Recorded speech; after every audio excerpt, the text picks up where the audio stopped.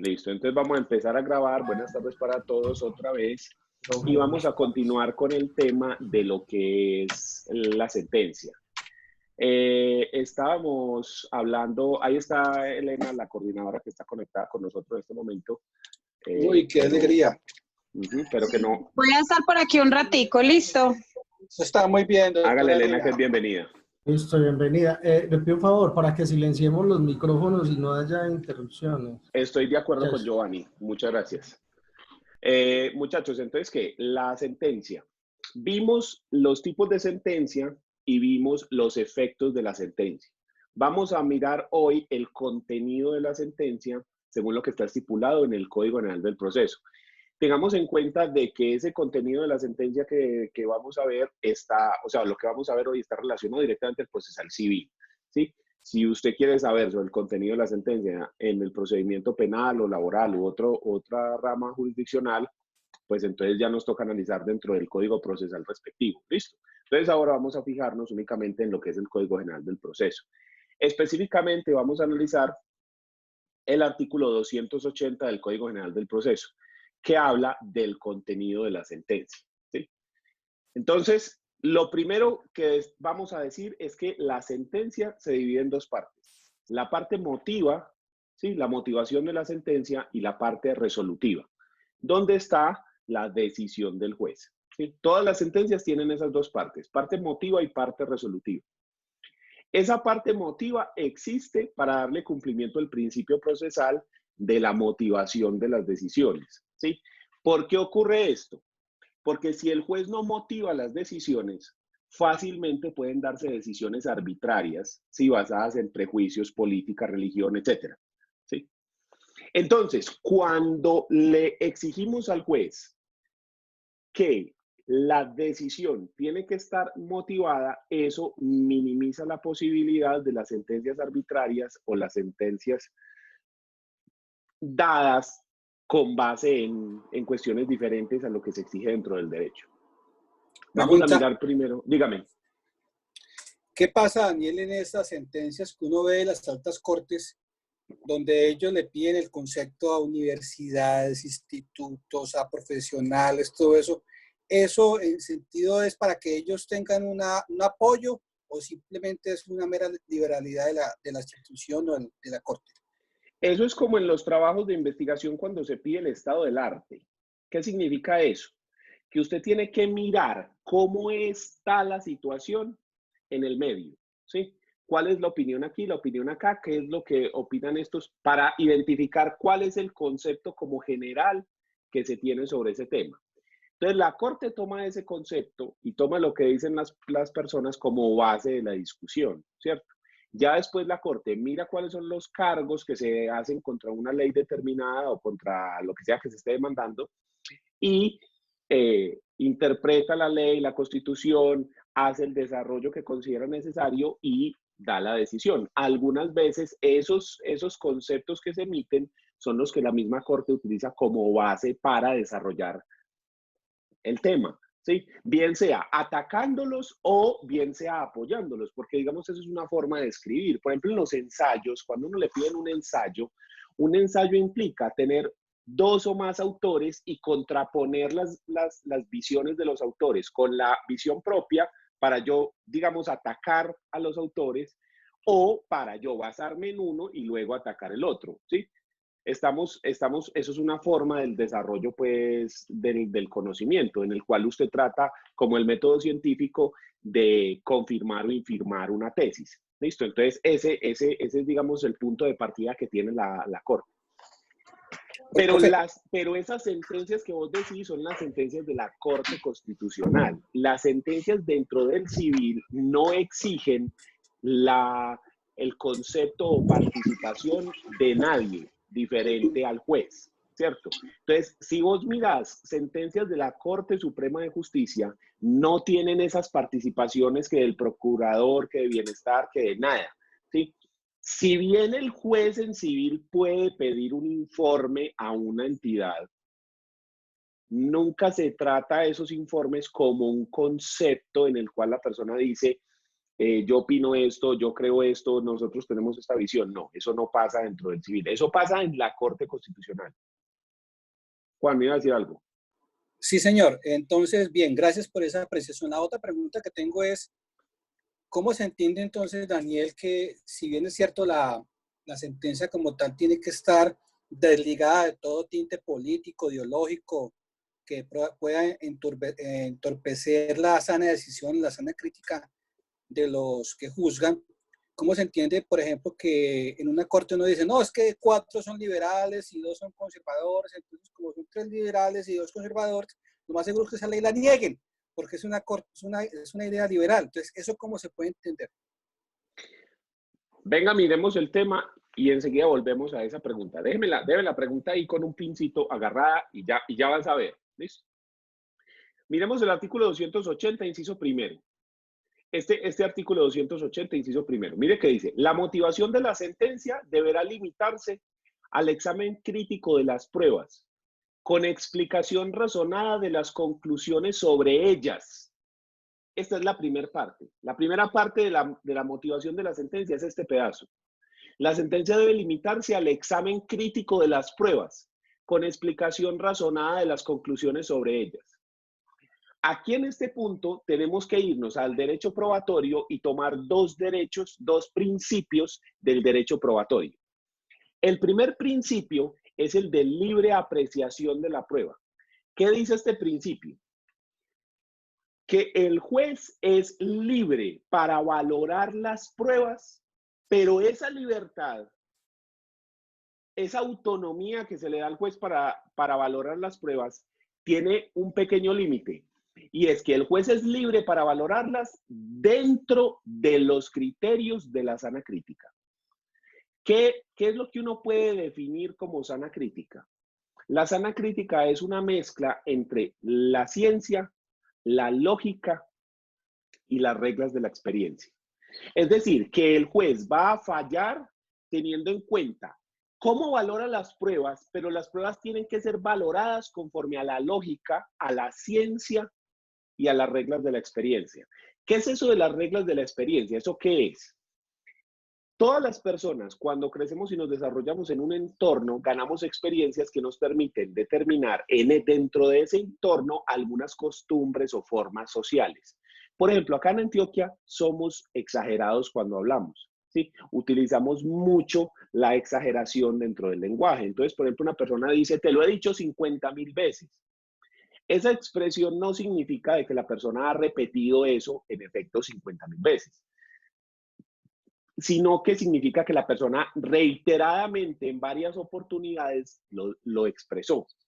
Entonces, al hacer uso de esa exageración, lo que la persona quiere remarcar es que aun cuando se ha repetido en varias oportunidades, se hizo caso omiso del consejo de la orden, ¿cierto?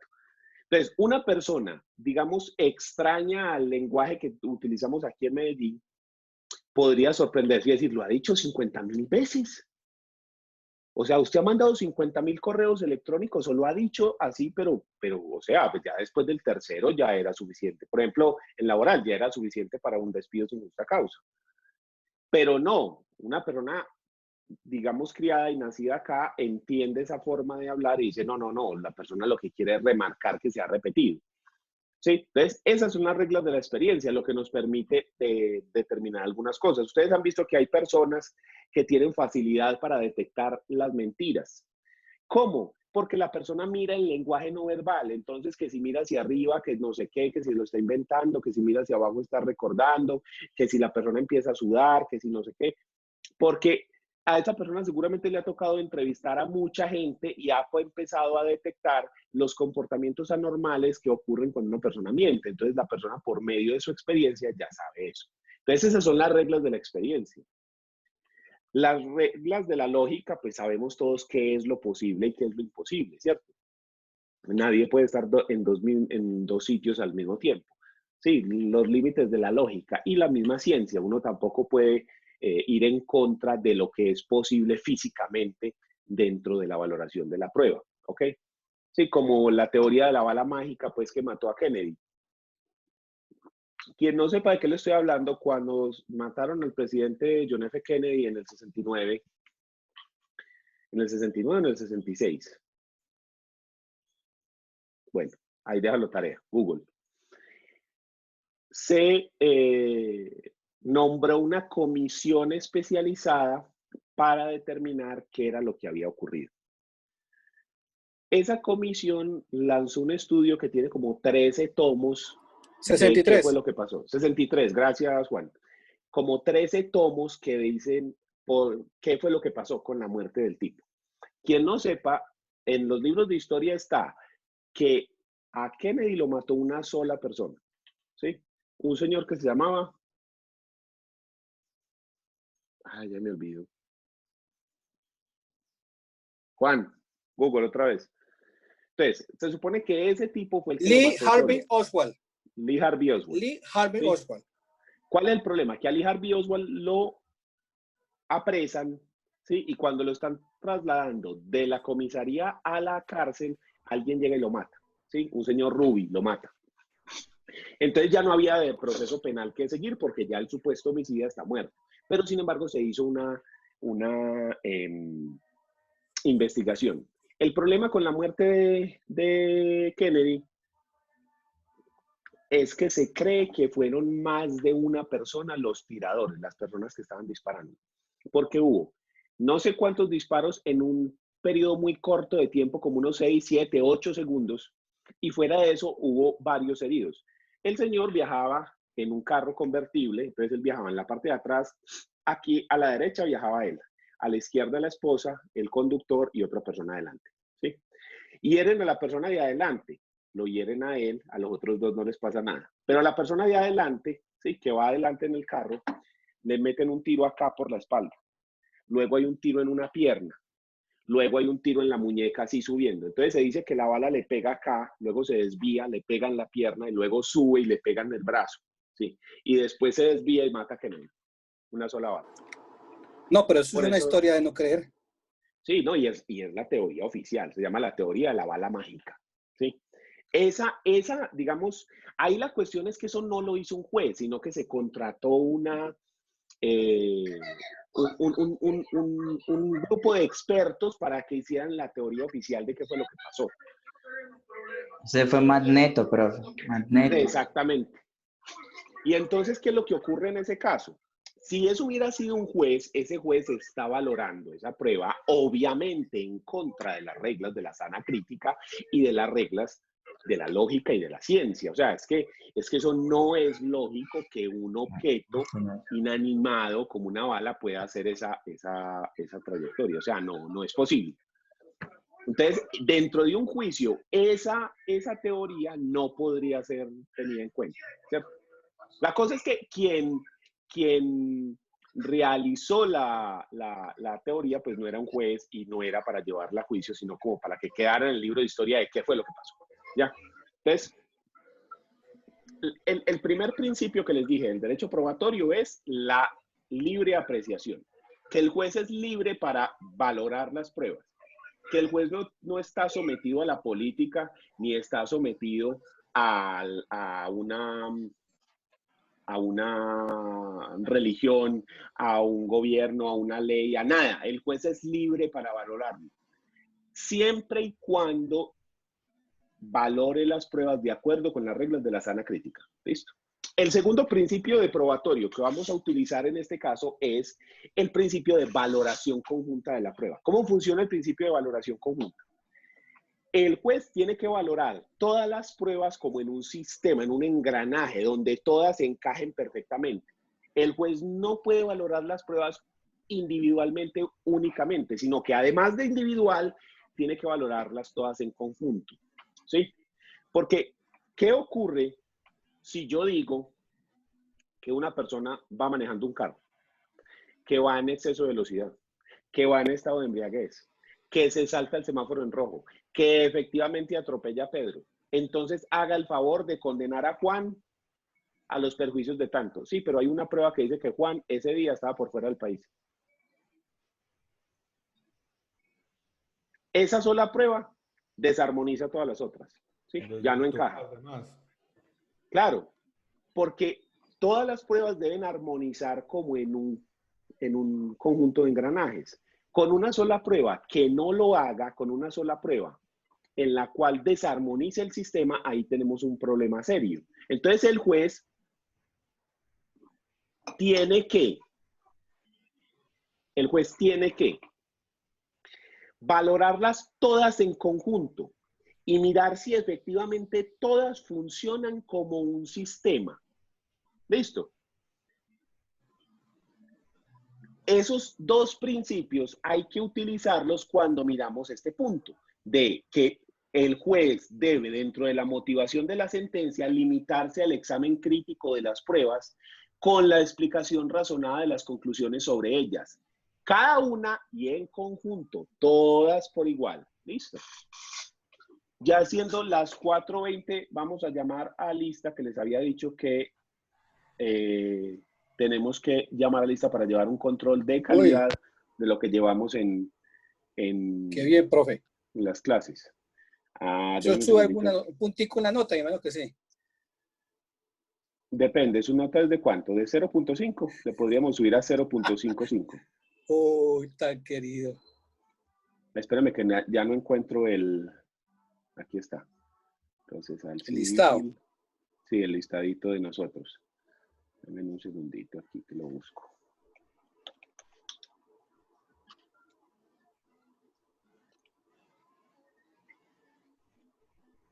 Igual este curso menos pequeño. Dígame, Juan.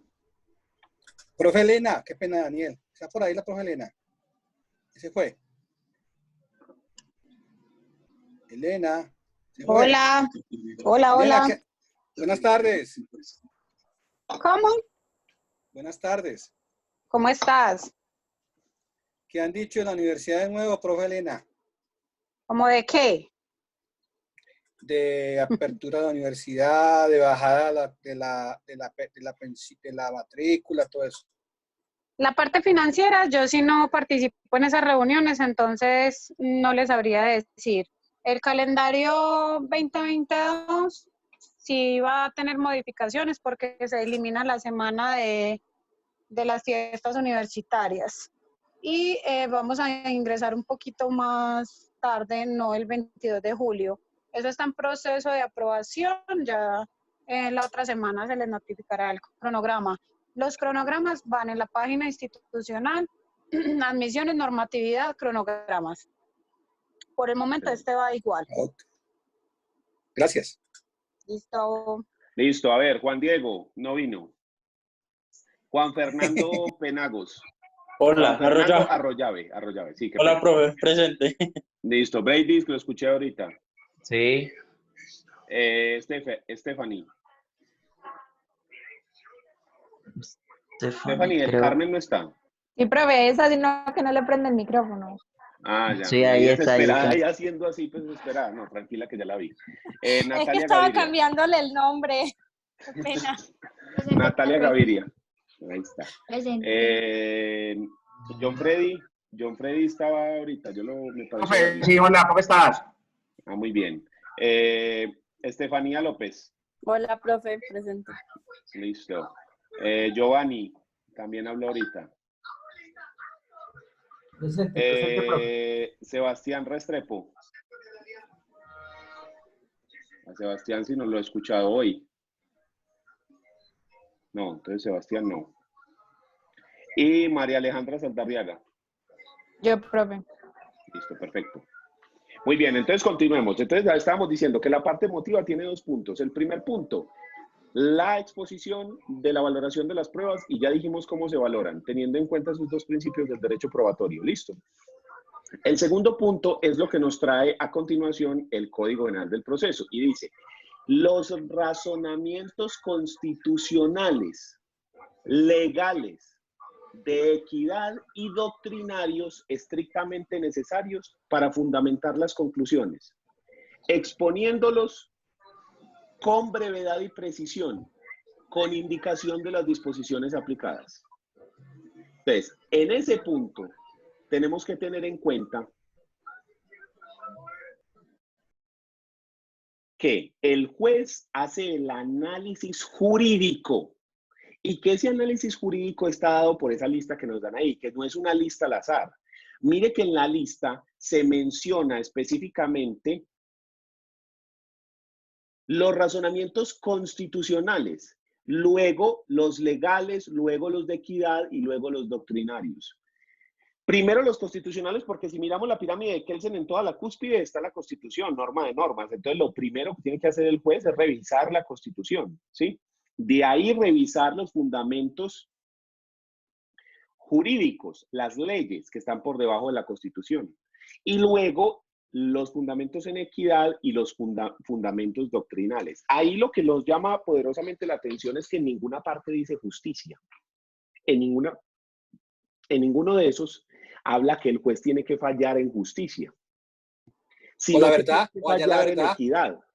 ¿Dónde está el asunto? ¿Por qué no dice justicia? Lo primero que todo es porque el concepto justicia es supremamente difícil de establecer. Si usted busca la definición de justicia, generalmente usted encuentra una definición que es la definición de equidad, que es dar a cada quien lo que se merece.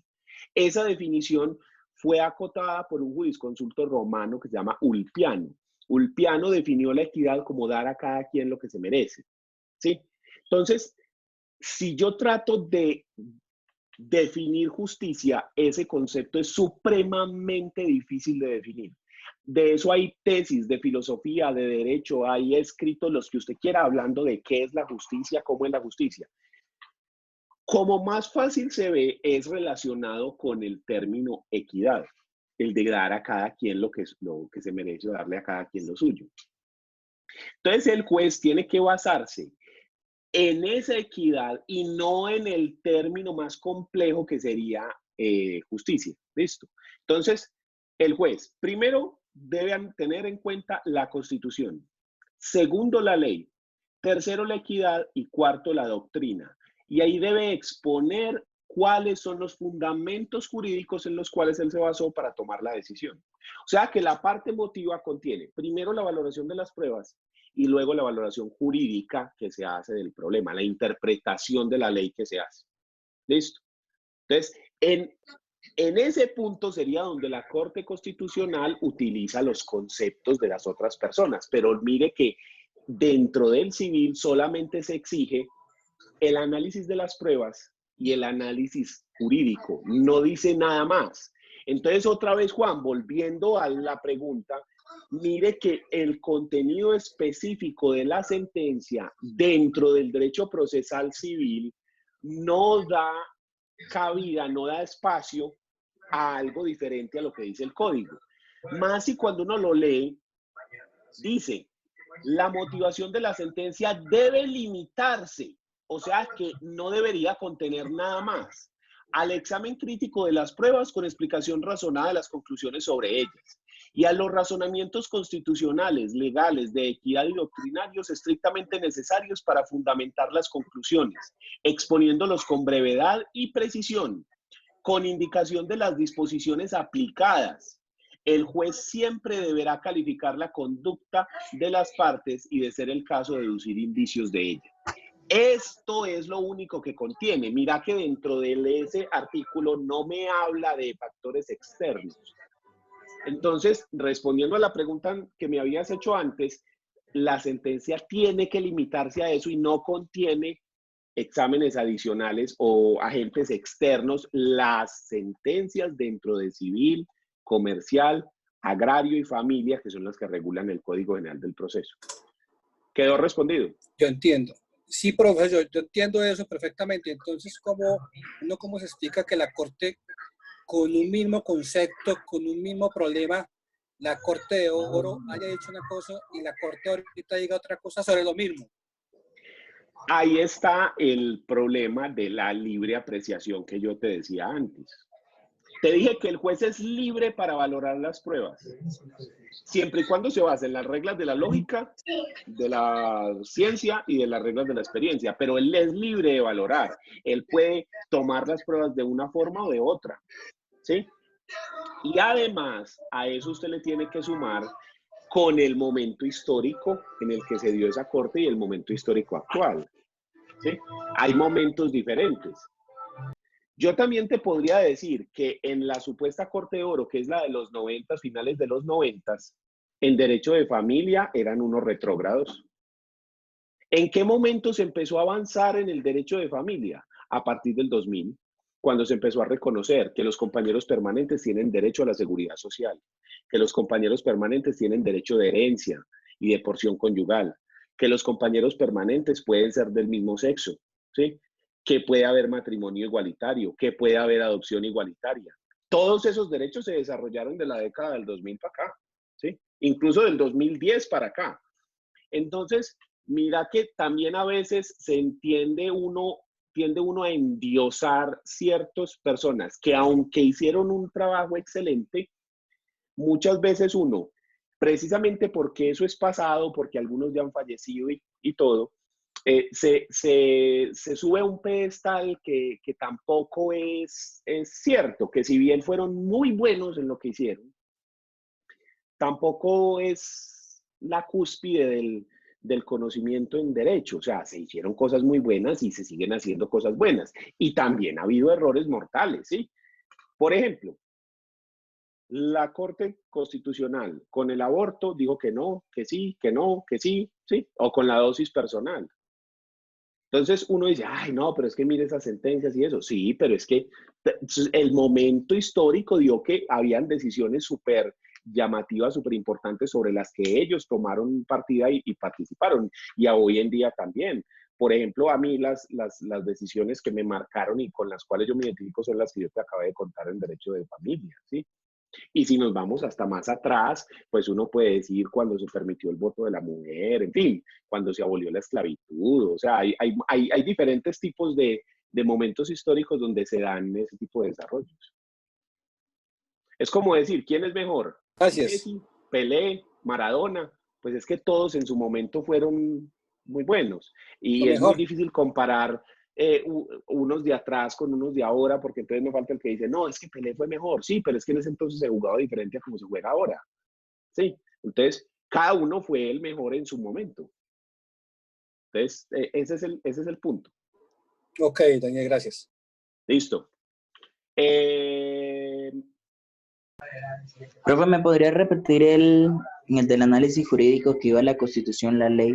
No alcancé a copiar las demás. La equidad y la doctrina.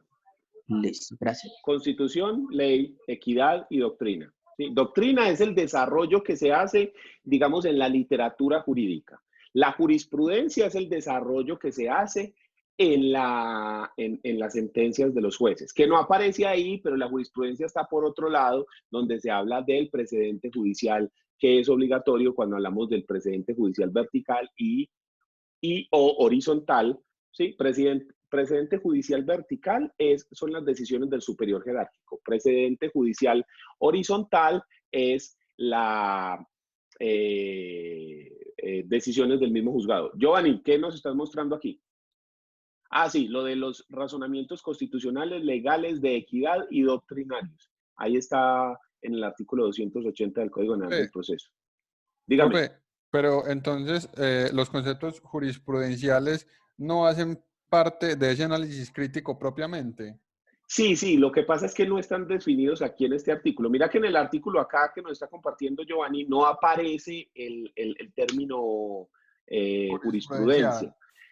Pero la jurisprudencia sí es obligatoria, pero recordemos que la jurisprudencia tiene unos requisitos y es que la jurisprudencia debe ser 3 fallos en un mismo sentido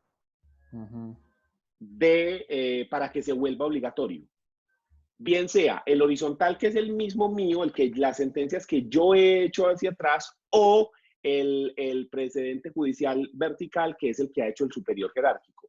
Entonces, el problema es que necesitamos 3 fallos en el mismo sentido para que se genere ese precedente. Pero el juez está obligado a respetar el precedente y si se va a alejar de él, debe contener la explicación de por qué se aleja del precedente. Pero eso no está aquí contenido, sino que eso está regulado en otra parte. Listo. Y el último punto que nos trata ese artículo 280, que debe contener la parte emotiva, es este pedazo que está acá. El juez siempre deberá calificar la conducta procesal de las partes y, de ser el caso, deducir indicios de ella. ¿Cómo así? Imagínese usted un caso en el cual usted se da cuenta que el demandado propuso todos los recursos que se pudo haber presentado sobre todos los autos que el juez dictó. Y sobre cada audiencia el tipo intentó aplazar, intentó que le movieran la fecha, que se la corrieran, que no pudieran, en fin. Intentó modificar todo lo del sistema. Entonces el juez puede decir, un momento, pero es que este man, al ejercer los recursos y demás, él está ejerciendo lo que la ley le permite. Pero en todos, absolutamente todos los actos y todas las audiencias necesitaban que se las aplazara. Y todas las veces tenía que tener una cita médica, un problema. O sea, esta persona lo que está es ganando tiempo. O sea, esta persona lo que está es dilatando el proceso.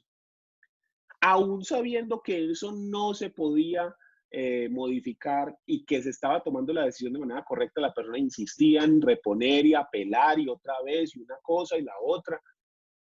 Esta persona lo que está es dilatando. Fuera de eso, vamos a suponer que eso es un proceso reivindicatorio. Entonces, mientras más tiempo el demandado dilate, más se demoran en sacarlo de ahí. Entonces, el juez puede valorar la conducta procesal de las partes y decir, hombre, esto sí es un indicio de que la persona, pues sinceramente, el tipo sabía que iba a perder el proceso y lo que estaba era ganando tiempo. El indicio es que de una conducta o de una prueba puede desprenderse o deducirse otra situación. ¿Sí? Entonces, de todas esas situaciones en las cuales estoy diciendo, se podría deducir que la persona lo que está haciendo es dilatar el proceso porque precisamente como lo ve perdido, como sabe que no tiene posibilidades de ganar, lo que está tratando es de ganar tiempo. Eso puede hacerlo el juez. No es común que eso pase, no es común que el juez valore la conducta de las partes y de ahí saque indicios, por varias razones. Lo primero es que la conducta de las partes... es muy difícil saber cuando alguien está actuando de manera incorrecta ejerciendo la ley. Como lo que les digo, si usted presenta recursos, pues es que la ley me permite hacer eso y no está mal. Entonces eso es difícil que ocurra. Y lo otro es por la cantidad de Abuso del trabajo. derecho. Como hay tantísimos procesos, es difícil que el juez le ponga mucha atención a la conducta procesal de todas las partes, de todos los procesos que tienen. Recuerden que un juzgado puede tener entre 5 a 10.000 procesos activos. Eso significa de 10 a 20.000 partes, ¿sí? Suponiendo que los procesos nada más contengan un demandante y un demandado, ¿sí? Y entonces el juez pendiente de 5, de 10 o 20.000 personas, ¿cómo actúan? Pues, o sea, no es muy viable que eso ocurra, ¿cierto? Entonces, digamos que es poco común que el juez haga una valoración de la conducta procesal y que desprenda de ahí indicios.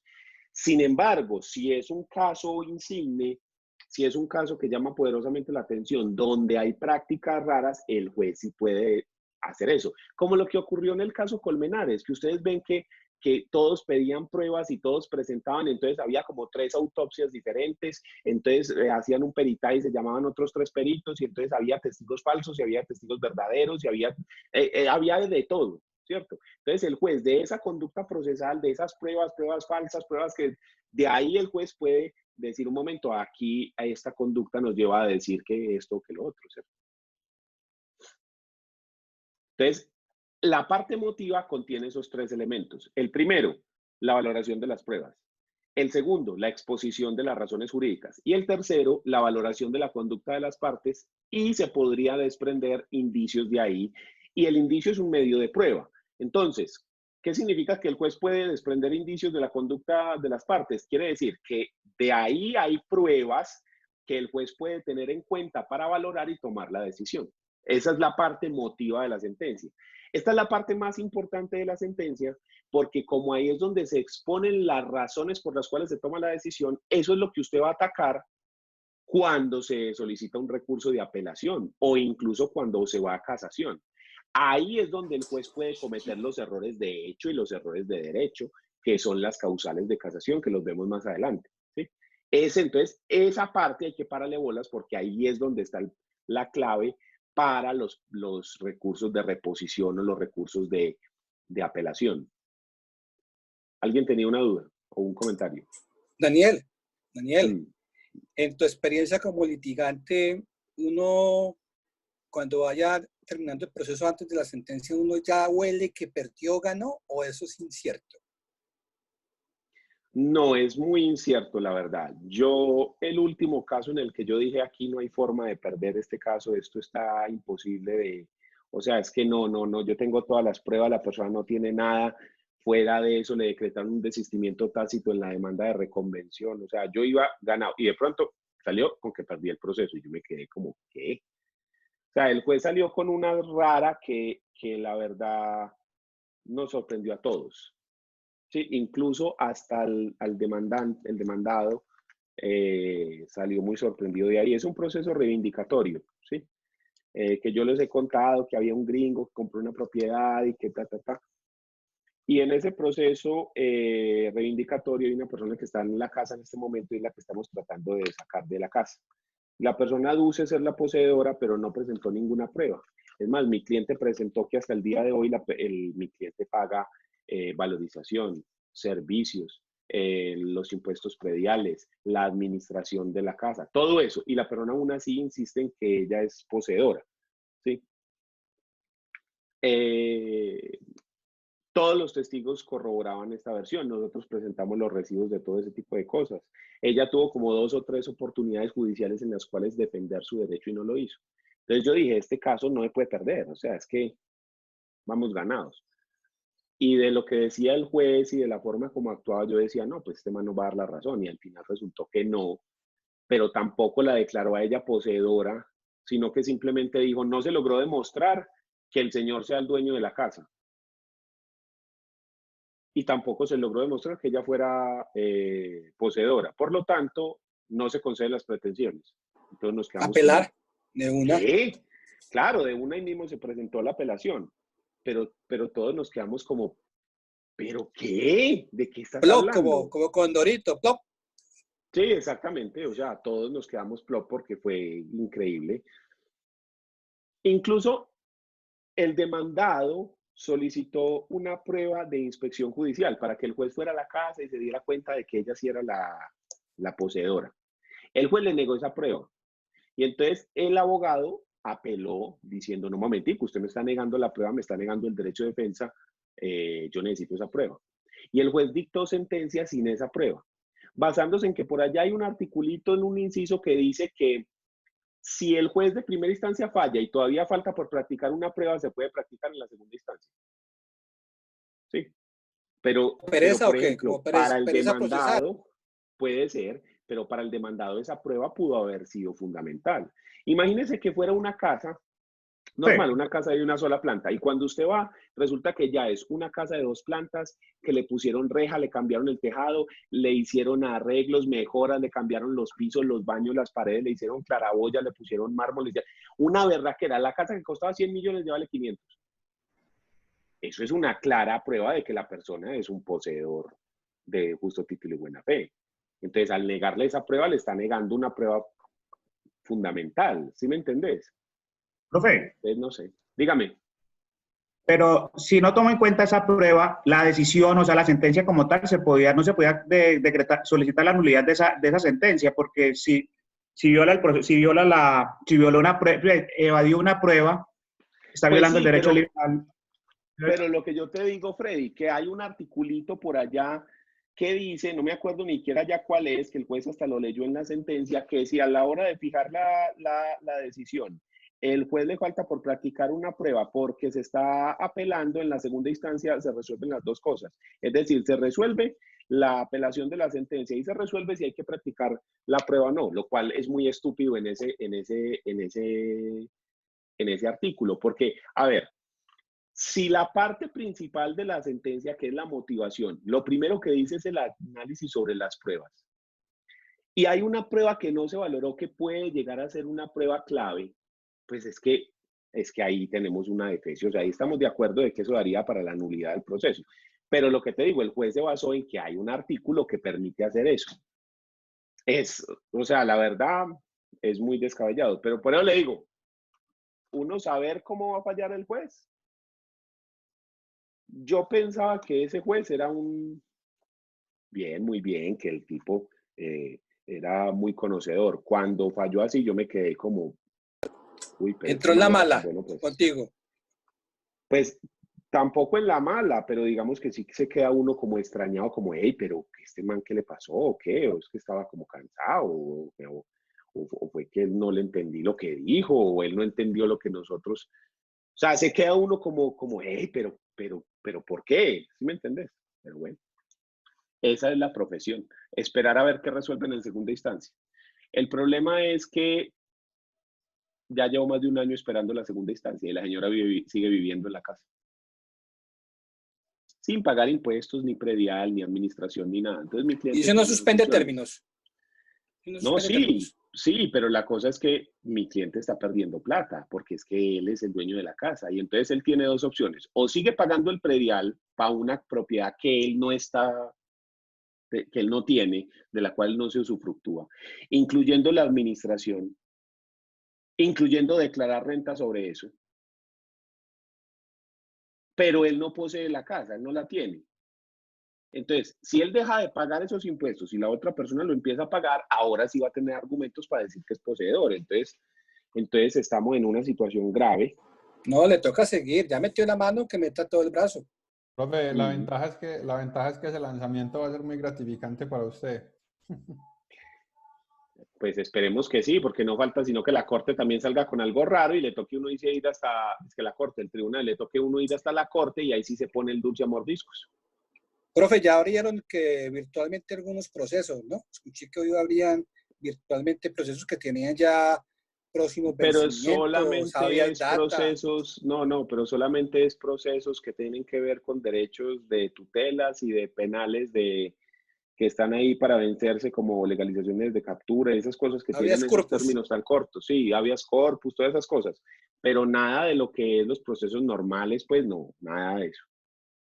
Sí, se suspende hasta el final de la cuarentena, que es el 11 de mayo, el 11, 12, 10 de mayo, ahorita, en 2 semanas. Pues. Pero le cuento ¿Usted sí cree que es el 11, profe? No, yo sí creo que Medellín estaba con mucha gente hoy, mucha gente. Y eso se va a disparar, pues mire que Daniel. ya activaron un sector, o 2 sectores, que es las manufacturas y la construcción. Entonces no me sorprendería que para el 11 o el 12 o pues la otra semana, activen el otro sector y que eso incluya, esos otros sectores incluyan a los juzgados. Sí, porque hay personas que están ahí pendientes de que se les resuelvan cosas para sus derechos y estamos hablando de un derecho fundamental como es el derecho de acción. Entonces, yo creo que sí van a activar al menos los juzgados, pero sí van a tratar de que los juzgados actúen de manera virtual en lo más que se pueda. El problema es que eso necesita una inversión y yo no creo que el Estado esté para hacer inversiones y menos en lo que es la rama judicial. O sea, el Estado va a hacer inversiones en obra física, en construcción, pero en la rama judicial. Pero eso puede dar derecho a que la gente se niegue a ir porque no tiene la seguridad propia, porque uno se lo lleva a uno se va muriendo de una. No, y eso podría generar incluso una responsabilidad para el Estado. Si uno puede demostrar que, por ejemplo, una persona que no ha salido ni tiene que salir a nada, que le toca salir para una audiencia contra el coronavirus, yo creo que ahí daría para una responsabilidad del Estado. ¿Sí? Porque es que a usted lo hicieron poner en riesgo cuando era claro que no se podía hacer ese tipo de cosas. Entonces, no sé, esperemos a ver. La cosa es que cada vez que han extendido la cuarentena, siempre sale el Consejo Superior de la Judicatura y saca una resolución diciendo que se extiende también la suspensión de términos. Entonces vamos a ver qué salen, porque como yo alguna vez les dije, a mí me falta un día para contestar una demanda ejecutiva. Entonces yo estoy pendiente de cuándo abren, porque ese día que abran tengo que presentar la contestación ejecutiva de ese proceso, que mi cliente ya pagó. Donde yo no presenté eso ese día, pues entonces lo clavan a él, pierde ese proceso y imagínese, y él ya pagó el dinero. Gravísimo, gravísimo, gravísimo el asunto. Entonces, bueno, continuemos. Ya hablemos de la parte resolutiva de la sentencia, que es la otra parte. La parte resolutiva está regulada en el mismo artículo, pero en el inciso segundo, y dice lo siguiente. La parte resolutiva se proferirá bajo la fórmula administrando justicia en nombre de la República de Colombia y por autoridad de la ley. Así como los magos antes del truco dicen abracadabra, los jueces antes del truco dicen administrando justicia en nombre de la ley y de ta. ¿Listo? Esa es simplemente la fórmula mágica que utiliza. Muy bien. Dice, deberá contener decisión expresa y clara sobre cada una de las pretensiones. Entonces, la parte resolutiva, lo primero que contiene es la decisión expresa y clara sobre cada una de las pretensiones. Entonces, tiene que decir a cada una qué fue lo que pasó. Segundo punto que contiene la parte resolutiva, decisión expresa y clara sobre las excepciones cuando proceda a resolver sobre ellas. ¿Sobre cuáles excepciones? Las excepciones de mérito, porque sobre las excepciones de fondo ya se resolvió anteriormente. Ya están resueltas. ¿Sí? Se resolvieron en un auto antes de que iniciara la primera audiencia. Entonces el juez se tiene que referir frente a las excepciones de fondo, de mérito. Y debe decir si resultaron fundadas, que tienen fundamento, o si resultaron infundadas, es decir, que no tienen fundamento. ¿Listo? Entonces el juez tiene que hablar sobre las pretensiones primero y de segundo sobre las excepciones de mérito o fondo. ¿Qué otra cosa contiene la parte resolutiva? Decisión expresa y clara sobre las costas y perjuicios a cargo de las partes y sus apoderados. Entonces, por eso es que yo a todo mundo en la demanda le señalé que las costas no son una pretensión, porque las pretensiones es lo que el demandante desea, lo que el demandante pide para que se le concedan la sentencia y eso lleva a resolver el conflicto. Las costas no. ¿Qué son las costas? Para definir qué son las costas nos tenemos que venir para acá. Nos vamos al mismo código, ¿sí? Estamos dentro del libro segundo, que es el de los actos procesales, y nos vamos para la sección séptima, ¿sí? Y en la sección séptima, artículo 361 en adelante, habla, título 1, las costas, y dice, composición. Las costas están integradas por la totalidad de las expensas y gastos sufragados durante el curso del proceso y por las agencias del derecho. Las costas serán tasadas y liquidadas con criterios objetivos y verificables en el expediente, de conformidad con lo señalado en los artículos siguientes. Entonces dice que las costas están integradas por las expensas y gastos sufragados y por las agencias en derecho. Entonces aquí llega y nos dice expensas. Entonces lo primero que nos habla es del arancel. Cada 2 años el Consejo Superior de la Judicatura regulará el arancel judicial relacionado con copias, desgloses, certificaciones, autenticaciones, notificaciones y similares. El arancel es un dinero que le toca a uno pagar cuando va a solicitar una copia, una notificación, una autenticación, etcétera. ¿Listo? Entonces ese es el primer punto, el arancel. Dígame. Daniel, qué pena. Es que yo también he escuchado mucho de las famosas pólizas. ¿Eso cómo va ahí? ¿Eso cuándo aplica? Ah, no, las pólizas se miran después. Las pólizas se pagan cuando se fijan cauciones para recursos, para medidas cautelares. Entonces, ese todavía no va ahí, ¿ya? Ese, el próximo tema que empezamos, que va a ser el de los recursos, si no estoy mal, ahí vemos lo de las pólizas. ¿Listo? Entonces, no me preocupe por la póliza todavía. No, nada tiene que ver con costas. Dígame. ¿Usted dónde sugiere entonces incluir las pretensiones en el texto de la, perdón, el asunto de las costas? No hay que incluirlas, no hay que incluirlas. Nada, eso no hay que ponerlo. Es que el juez tiene la obligación de fallar sobre eso. Porque ese artículo dice, tiene que referirse frente a las pretensiones. Así como usted no pone, señor juez, por favor resuelva sobre todas las pretensiones. Sí, usted simplemente pide y ya, y el juez tiene que referirse a cada una de las cosas que usted pidió.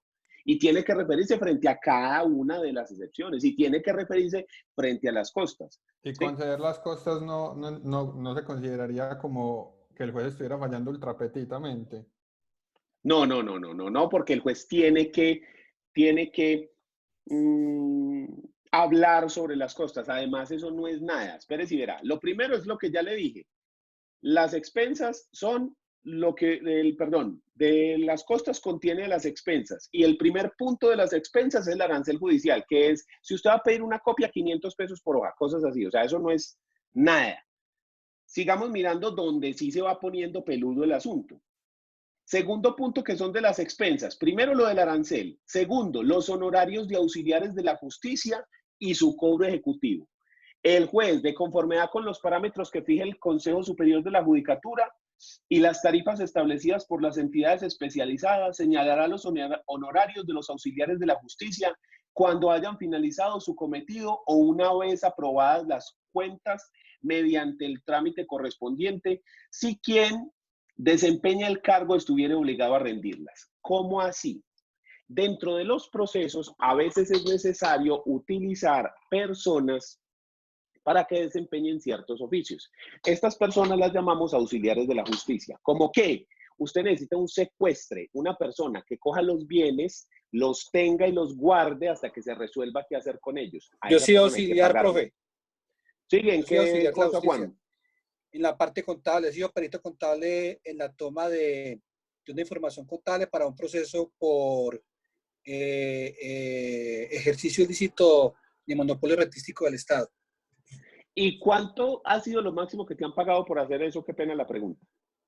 Pero hace muchos años, me pagaban casi como unos 10 años, me pagaron como 500.000 pesitos. Ah, imagínense. Eso era lo que les iba a decir, que esos honorarios no son muy altos, que digamos, eso es una platica. Sí, puede ser 1 millón, 2 millones, 500, 600, 300, 400, pero nunca, no se imagine pues que hay que pagar 100 millones de honorarios porque eso no ocurre, ¿sí? Entonces, pero es muy estresante, Daniel, es un trabajo estresante. Claro, porque es que usted tiene una responsabilidad que tiene que cumplir y si no, eso le genera unas sanciones de otro tipo. Y hay que hacerlo, y lo peor de todo es que es más estresante porque usted sabe que la cosa es compleja, que hay que hacerlo con seriedad, que tiene responsabilidad y que el pago no es mucho. Entonces uno dice como... Y que la libertad, y por medio está la libertad de la gente. Sigamos. El pago de expensas y honorarios, otros honorarios. Entonces dice, el pago de expensas y honorarios se sujetará a las siguientes reglas. Primero, cada parte deberá pagar los gastos y honorarios que se causen en la práctica de las diligencias y pruebas que solicite. Es decir, si yo pido un inventario de avalúo, yo pago al evaluador, ¿sí? Y contribuirá pro rata el pago de los que sean comunes. En las sucesiones, si hay menores de edad, se debe nombrar a un partidor. ¿Qué es un partidor? Un abogado que se va a encargar de hacer el trabajo de partición. En el trabajo de partición es donde están las famosas hijuelas, es decir, donde se dice a cada persona qué es lo que le corresponde en esa sucesión o en esa liquidación de sociedad conyugal o en fin, en el proceso liquidatorio.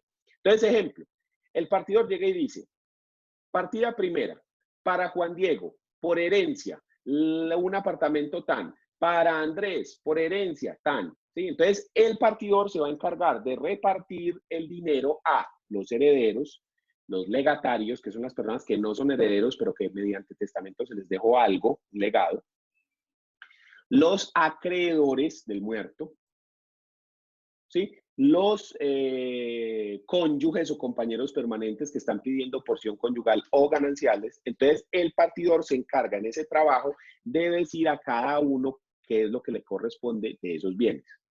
Entonces, si hay menores de edad, es necesario nombrar un partidor y ese partidor hay que pagarlo y lo pagan todos en conjunto, los honorarios de esa persona, ¿sí? Si no hay menores de edad, sino que las personas son mayores de edad, usted puede solicitar que los abogados sean nombrados partidores y de esa forma se ahorra ese dinero, porque usted con los honorarios que le pagó al abogado ya estaría incluido la partición. Si toca contratar a otra persona, toca pagarlo por fuera y eso sí, lo tienen que pagar todos en conjunto, ¿sí? Todos tienen que poner su parte, dígame. Uno cuando hace el poder o cuando uno le dan el poder, uno debe colocar esa parte ahí, que también para hacer partición. Para partir, usted le pone, cuando lo contratan para hacer un proceso liquidatorio, usted pone, mi abogado tiene facultades para presentar demanda de sucesión intestada, contestar, recibir, y en una de esas le pone ahí partir. ¿Y uno cómo cobra ahí como abogado? Por eso, en esa clase de procesos, usted no cobra honorarios por ser partidor, sino que en los honorarios que usted le cobró a la persona ya va incluido ese punto. ¿De qué manera? Yo, por ejemplo, ¿yo cómo lo hago? yo le cobro a cuota litis. En derecho existen dos formas de cobro, que es a cuota fija, que es usted determina un monto específico. Lo que yo recomiendo es que se haga en salarios mínimos. ¿Por qué razón? Pues usted fija un monto, por decir algo, 10 millones de pesos. 50% ya, 50% al finalizar. Si el proceso se demora 3 años, usted le pagaron 5 millones ya y dentro de 3 años 5 millones, por eso ya se ha devaluado. En cambio, si usted pone 10 salarios mínimos y le pagan 5 salarios ya y 5 salarios dentro de 5 años, el salario mínimo, como se va corrigiendo cada año, pues ayuda a compensar un poco la devaluación del dinero. ¿Listo? Entonces, ese es el primer punto. A cuota fija, en el que yo le cobro un monto y generalmente se divide 50-50. En el caso del penal, por ejemplo, los penalistas siempre le cobran un monto, pues hay que pagarlo todo ya. ¿Ya? No es al final, porque eso al final meten al man a la cárcel y no le pagan, entonces lo paga todo ya. ¿Listo? La otra forma, que es la que yo utilizo cuando se trata de procesos liquidatorios, de sucesiones o liquidaciones de sociedad conyugal, es a cuota litis. A cuota litis es un porcentaje que se desprende del resultado favorable del proceso. Es decir, yo le cobro a usted, Juan, el 10% de lo que usted efectivamente reciba. Pues el porcentaje puede ser cualquiera, el 10, el 20, el 5, el 2, el 3, el 14, en fin, ya las partes lo convienen. ¿Qué es lo que se utiliza generalmente? Para los procesos contenciosos se calcula casi siempre entre el 10 y el 20% del valor comercial de lo que usted recibe. Quiere decir que si usted recibió en la sucesión 1.000 millones de pesos de herencia, usted me paga a mí el 10%, es decir, 100 millones de pesos. ¿Ya? Dentro de mis honorarios están realizar todo el proceso de sucesión y hacer la partición. O sea, yo no le cobro aparte por la partición. Si usted no recibió 1.000 millones, sino que recibió 100 millones, entonces yo le cobro el 10% de ahí, son 10 millones. Y si usted lo que recibió fue 1.000.000 de pesos, yo le cobro 100.000. Y si no recibió nada, no le cobro nada. ¿Sí? Que eso es lo que la gente le gusta, porque usted le asegura a la persona que recibe algo y que solo cuando recibe le paga uno. Digamos que la gente lo ve como más honesto y más en esta profesión que tenemos fama de ratas. ¿Listo? Entonces, esas son las formas en las que usted tiene para cobrar. Cuota litis o a cuota fija.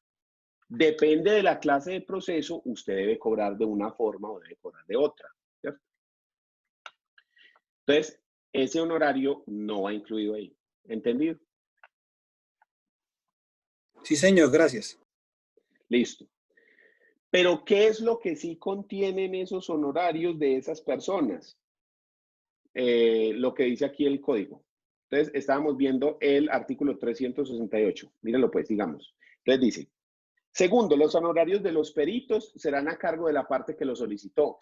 Cuando se practique una diligencia fuera del despacho judicial, en los gastos en los que ocasione se incluirán el transporte, la alimentación, alojamiento, etc. Entonces, por ejemplo, hay que hacer una inspección judicial a una finca, entonces usted recoge al juez en la mañana, se encarga del transporte, si se quedan allá hasta tarde hay que darle alimentación y luego el transporte de vuelta. Eso se incluye dentro de las costas. Entonces, por esa razón, las costas no tienden a ser muy altas, porque no son gastos muy grandes. No es lo que vale el honorario del abogado. Usted no lo ponen a pagar los honorarios del abogado, lo ponen a pagar son los gastos o los honorarios de las personas que actuaron dentro del proceso. Los honorarios de los abogados se cuadran por fuera. Entonces, las costas nunca son muy altas, o sea, es muy raro ver unas costas altas. ¿Sí? Hay algunos abogados incluso que, a mi modo de ver, es un error, llegan y pactan con el cliente que ellos se quedan con las costas, que las costas son para ellos. Para mí eso es un error brutal. ¿Por qué? Primero, las costas no son muy altas, siempre son muy bajitas. 200, 300, 1 millón, 2 millones. Yo no he visto más de eso, pues. Y en procesos muy grandes.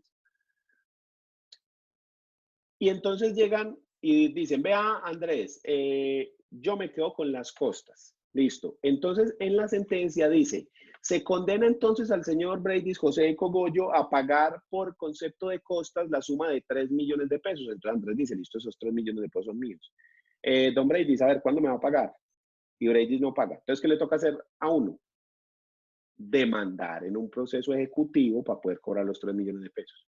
Entonces, fuera de que usted estaba trabajando... Estos 3 años. Y ahí se demoró un rato, tiene que iniciar otro proceso para poderle cobrar a este... No, eso no es negocio. No, eso no es negocio, no sirve.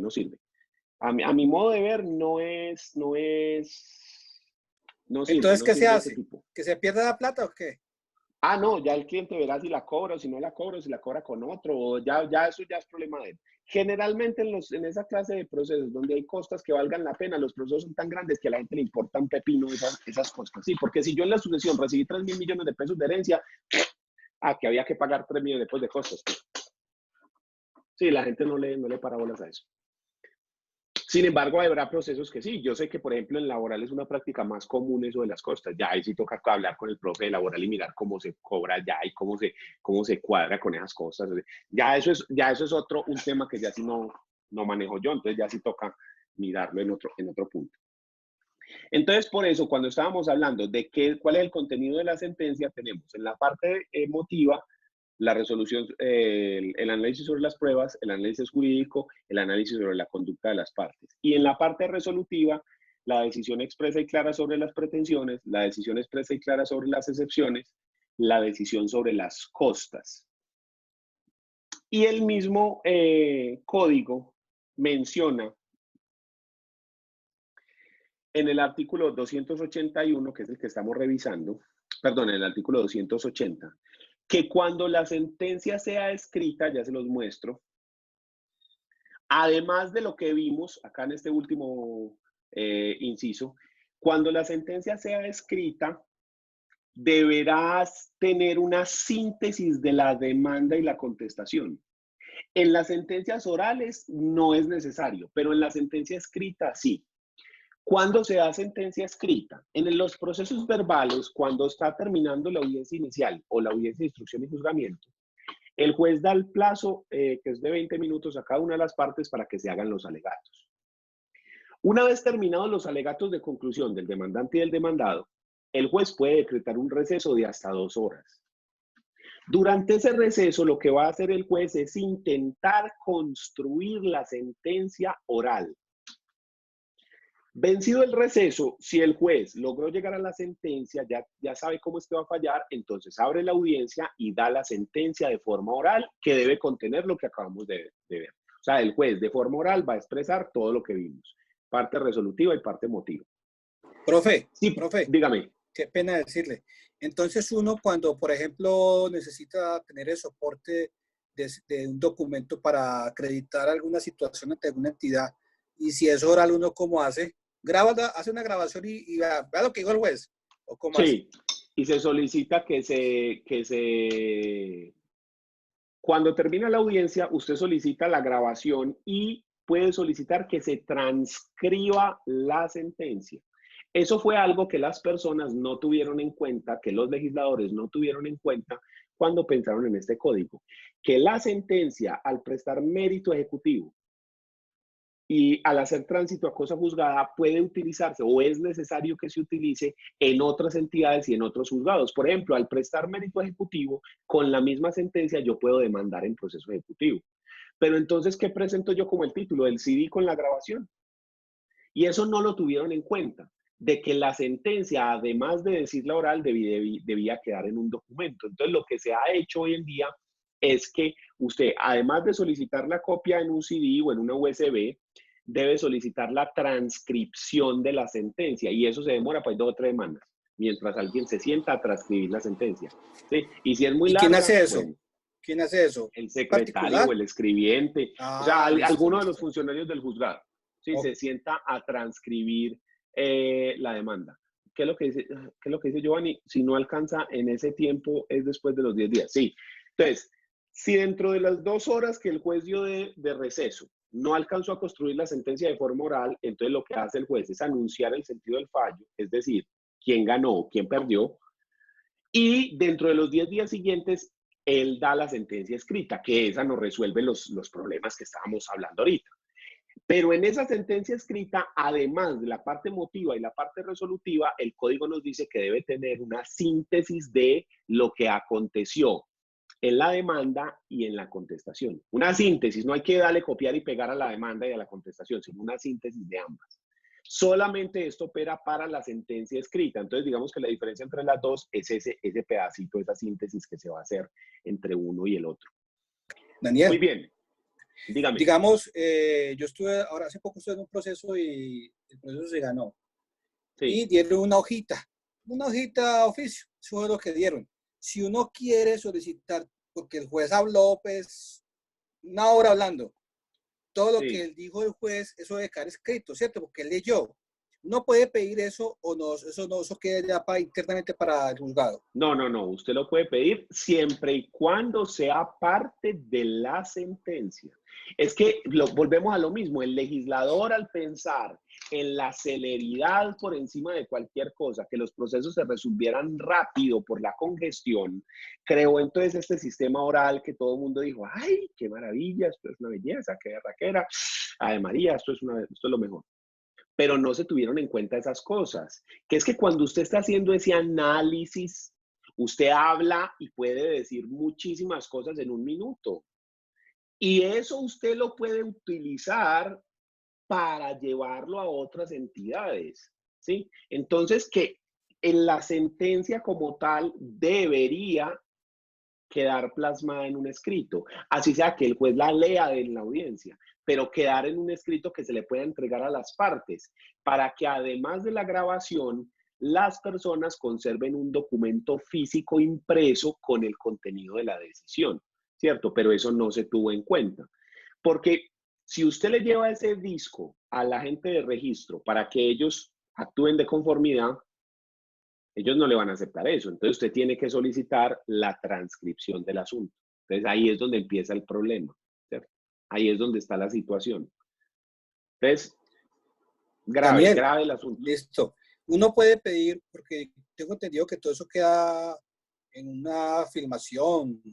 Uno puede pedir copia de la última, de donde estuvo la sentencia, o eso no se puede pedir. ¿Y cuánto vale? Sí, claro, Sí, ya sí te la dijeron puede que sí, pedir y Juan. le vale como 3.500 pesos, algo así, más el CD. Ah, excelente. No vale nada, no vale nada.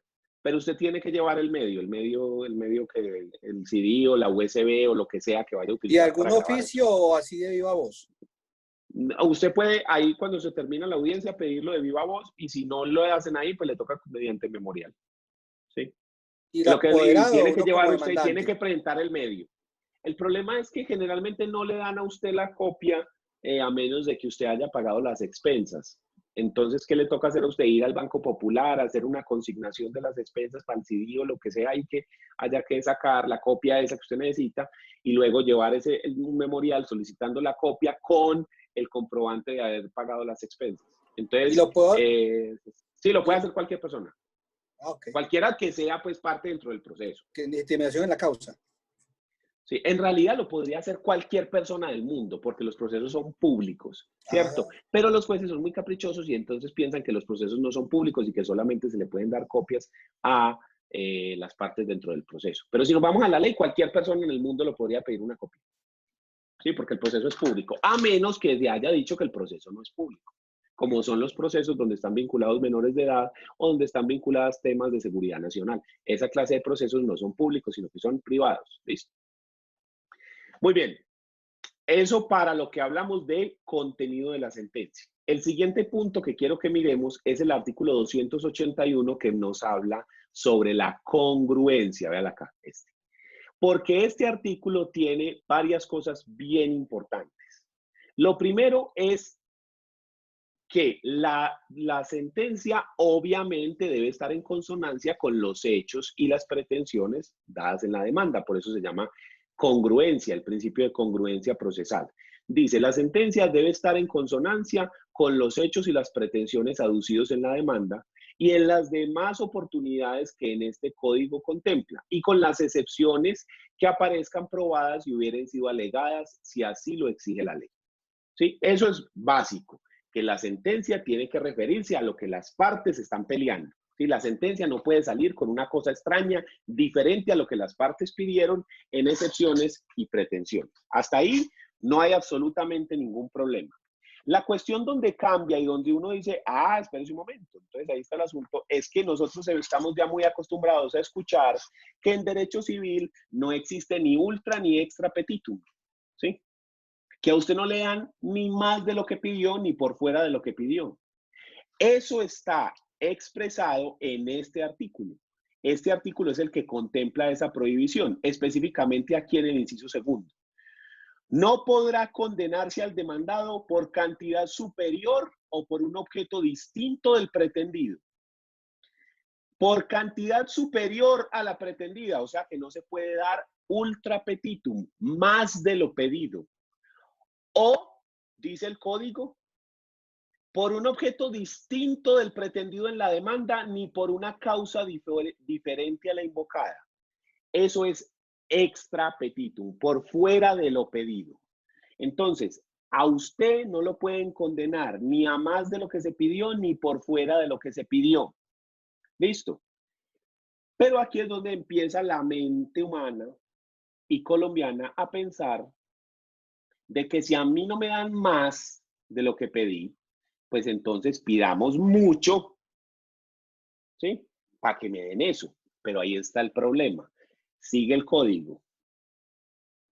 Si lo pedido por el demandante excede lo probado, se le reconocerá solamente lo último. Es decir, que aun cuando usted pida 50.000 millones, si solo se logra demostrar que hay 1.000.000 de pesos de perjuicios, le dan 1.000.000 de pesos, no le dan más de ahí, ¿sí? Porque el juez no puede fallar por fuera de las pruebas, de lo que resultó probado dentro del proceso. ¿Listo? Entonces, así usted haya pedido las millonadas que sea, solamente le conceden lo que usted efectivamente probó. Pero si concordamos este artículo con lo que habíamos mencionado, el artículo 206, que es el que habla del juramento estimatorio, estaba lo que yo llamo la prohibición de exceso. Y esos artículos son congruentes, es decir, que usted puede excederse hasta en un 50% más de lo que resulte probado. Pero si se sale de ahí, ya usted incurre en la multa del 10% que nos habla ese artículo 206. Entonces, uno, como abogado, no puede actuar como el comerciante, de que pide durísimo para que le paguen lo justo. En derecho hay que pedir lo justo desde el principio. ¿Sí? Giovanni, eso lo vamos a ver más adelante, no me preocupe, ese artículo 284 se lo vemos más adelante. Relájese. Entonces, tenemos que el juez solamente falla sobre lo que resulte probado y sobre lo que se ha pedido. Sin embargo, también hemos escuchado que a la regla de que no se concede nada extra petita ni ultra petita hay unas excepciones. Esas excepciones están reguladas en el parágrafo primero del artículo 281 y solamente operan para el derecho de familia. Miremos. Parágrafo primero, acá. En los asuntos de familia, el juez podrá fallar ultra petita y extra petita cuando sea necesario para brindarle protección adecuada a la pareja, al niño, la niña o adolescente, a la persona con discapacidad mental o de la tercera edad y prevenir controversias futuras de la misma índole. En estos casos, el juez puede fallar más de lo pedido o por fuera de lo pedido. Pero esa regla solo aplica para familia y solo aplica en esos casos. O sea que dentro del derecho civil, aún haya menores de edad, aún haya personas discapacitadas, no existe ni ultra ni extra petita. Porque el código parágrafo primero solo habla de que en familia, no en civil, no en comercial. Entonces, para que eso quede muy claro, que cuando yo hago una demanda, tengo que pedir lo que es. Si la demanda es en familia, ahí puedo tirar la ventaja y esperar que el juez me falle ultra o extra. Si no... Daniel, para decir, me parece a mí que la ley como que no está siendo justa con la situación, porque si pido más del 50% me sanciona, pero si no pruebo lo que es, o pido menos, me da lo que pedí. Y si pide menos porque de pronto hubo un error, alguna situación, el juez no tiene la capacidad de decir, no, usted pidió más, usted no pidió lo que era y subámosle un poquitico más. No. Sí me sanciona, pero tampoco me ayuda. Si es civil, no. En familia sí es más flexible. Cuando se trata de esos casos, pero en civil es, mejor dicho, como los negocios. La cosa es así y punto, ¿sí? Básicamente como cuando usted va al Éxito y dice, ay, ¿qué vale este frasco de chocolate? Ah, vale 15.000. Ay, ¿no me lo deja más barato? No. Ay, pero es que venga, hágame el favor, que es que yo soy muy pobre, que es que no, lo siento, vale 15.000 y punto, y no tiene 15.000, váyase. Ya, o sea, más o menos es así, o sea, pero es tajante en civil, lo que vos decís, te castigan y te rebajan, pero para arriba nada, no te dan un peso más, porque no te dan ni más de lo que pediste, así resulte probado más. Porque si usted pidió 50 millones y se logró demostrar que eran 500 millones, le dan los 50. Y eso tiene un problema adicional más grave, y es que si usted pidió 50 y resultó probado 500, el cliente te podría cobrar a vos los 450 que faltan. Porque eso se llama ignorancia supina.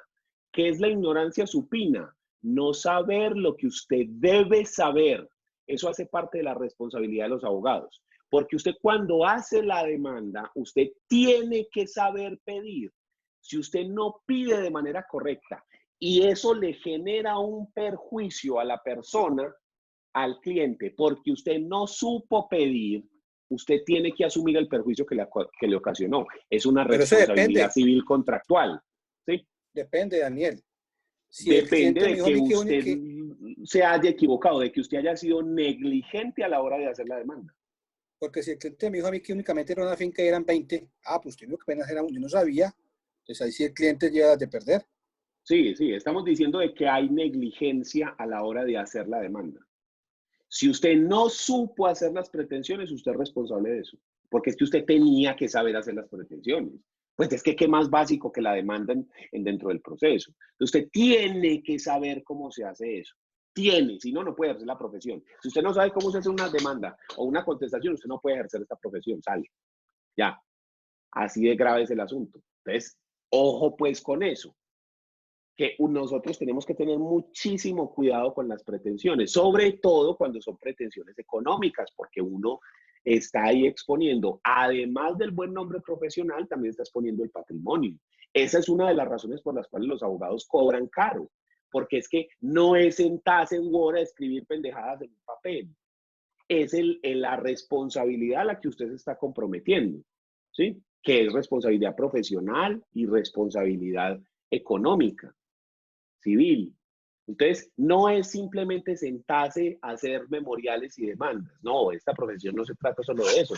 El abogado se compromete y por eso es que es caro.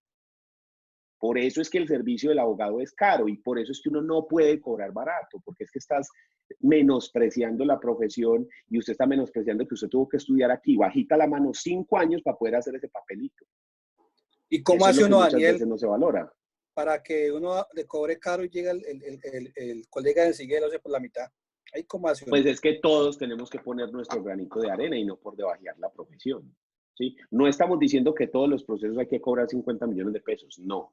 Pero, por ejemplo, es increíble que haya personas que le lleven a usted un proceso, por decir algún divorcio, en 500.000. Eso no tiene presentación. Es que eso no le sale a una persona. No, o sea, es que así como usted, si fuera a montar un negocio para vender pan, usted se fija cuánto es el costo de hacer el pan. Entonces usted dice, ¿cuánto me gasto yo en los materiales? En la persona que lo hace, en los servicios, en el local, el horno. ¿Cuánto me gasto? Entonces usted dice, el pan, hacerlo me vale 1.000 pesos. Entonces usted, ¿en cuánto lo tiene que vender? Más de 1.000, porque si usted va a vender el pan en 800, sabiendo que a usted le valió 1.000, no sale. Entonces, eso es lo que las personas no entienden, que es que usted aquí ha hecho unas inversiones. Dígame usted cuánto ha pagado solamente por los semestres de la carrera. No solamente la plata, sino el esfuerzo y la dedicación. El tiempo y demás, y lo otro que yo te estoy diciendo, la responsabilidad y demás. Entonces, usted no puede simplemente hacer eso. Entonces, todos tenemos que poner nuestro granito de arena y cobrar lo justo. No se trata de cobrar duro, se trata de cobrar lo justo. ¿Cómo identifica usted? Para eso está, por ejemplo, la tarifa de honorarios profesionales de Conalbus. el Colegio Nacional de Abogados, que establece una guía de cuánto es lo que se debe cobrar de manera correcta en un proceso. ¿Sí? Entonces usted compra la tarifa, que la puede comprar por internet o la puede comprar física, ¿sí? Ahí en la Alpujarra la venden en el primer piso, o la puede comprar por internet, se mete Colegio Nacional de Abogados de Colombia, y ahí aparece tarifa profesional, le la compra, hay que hacer una consignación a una cuenta y le la mandan por correo. Y ahí la tiene usted y se mete y ahí dice cómo se cobra en todos los procesos civiles, penales, comerciales, agrarios, mineros, todo. ¿Y eso es anual o cambia cada cuánto? Cada 2 años, cada 2 años. Y entonces ahí dicen, y vale 35.000 pesos, ni siquiera es cara. Y ahí te dicen cuánto se debe cobrar. Y se dice cuánto se debe cobrar por cuota litis y cuánto se debe cobrar por cuota fija. Entonces, esa es una buena forma. Por eso le digo, no se trata de cobrar caro, se trata de cobrar lo justo, bien, lo que debe ser. ¿Ya? Entonces, ya saben, la sentencia debe contener parte resolutiva y parte emotiva. Pero tenemos que tener en cuenta la congruencia del artículo 281, específicamente lo que habla sobre esas decisiones ultra y extra petitum que pueden estar prohibidas o no. ¿Listo? Entonces, ahí para que lo tenga claro. ¿Quién tiene alguna duda? Todo bien, profe, todo bien, gracias. Bueno, entonces voy a proceder a grabar esta clase, por montarla a YouTube y a montar el examen. Estén pendientes del correo electrónico para ¿Mañana qué horas, la información profe? del examen. A las 4 de la tarde se abre el examen. Yo les envío preguntas? un correo electrónico, 10. Les envío un correo electrónico con toda esa información. ¿Cuántas preguntas? ¿Desde qué horas hasta qué horas? ¿Cuánto tiempo para resolver el examen? SNIU interactiva, ¿sí? Entonces, por favor, estén pilas del correo ahorita en las horas de la tarde, sí, o Daniel, mañana en la mañana están pendientes. Dígame. ¿Qué posibilidad hay de que cuando terminemos el examen nos pueda arrojar las respuestas y para poder uno comparar y eso, porque es que no deja? Voy a mirar a ver cómo se hace, pero siempre sería el día siguiente, no Sí, sería el día inmediatamente. siguiente las arroja. Sí, o sea, nunca las arroja inmediato. Eso siempre Para al día evitar, siguiente. por ejemplo, Pero usted que se lo pueda. presente en 5 minutos, le tome fotos y se lo envíe a Giovanni. Sí, Profe, Giovanni lo ¿cómo, presenta con profe? base en las suyas. Uy, profe, está quedando grabado. No, Profe, pero pilas con eso. eso siempre al día siguiente, eso no. Sí, por eso. Para Y es evitar como, eso, se hace así. y es como Profe. se hizo la vez pasada, que se socializó y se revisó. Sí, o sea, en la clase del lunes vamos a reservar la primera parte para resolver el examen y socializar y miramos las preguntas y lo que haya dudas y todo lo demás. Y en la segunda parte terminamos el tema de la sentencia con lo que es la corrección, la aclaración y la adición de las sentencias. Listo, que sería el último pedacito que nos falta para terminar el tema de sentencias. Yo me salía adelantando porque esa fue la tarea que usted puso en la mañana. Profe, yo me quería... Esa es la otra. Dígame. Pues le quería exponer mi situación y es que recuerde que yo soy, pues estoy matriculado a las 10 de la mañana, entonces para lo de la habilitación del sistema a las 4, pues de la interactiva. Listo, perfecto. Listo, yo miro a ver cómo lo hacemos, ¿listo? Bueno, No, si algo, pues me escribe ya. Háganlo a las 10 y después nos cuenta. Bueno, si ya no hay más dudas, entonces ya saben, la clase la monto en YouTube, pendientes del correo, y mañana no hay clase. Listo, para Daniel. que busquen el espacio a hacer el examen. El examen Gracias, se abre profe. a la hora de clase, a las 4. Listo, Daniel, gracias. Yo les aviso cuánto tiempo tienen para Querido. presentarlo y toda la cosa. Listo, Nos vemos, profe. chao. Dale, chao, gracias.